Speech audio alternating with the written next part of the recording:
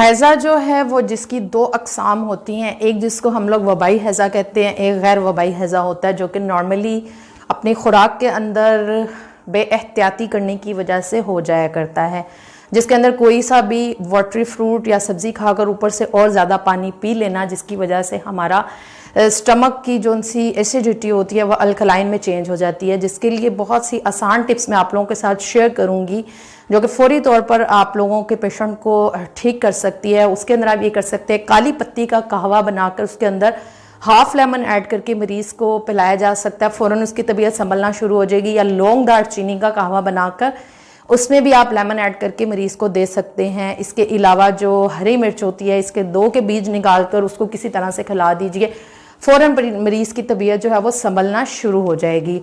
प्याज का पानी, पुदीने का कहवा, इस तरह की चीज़ें भी बनाकर आप मरीज़ को इस्तेमाल करवा सकते हैं।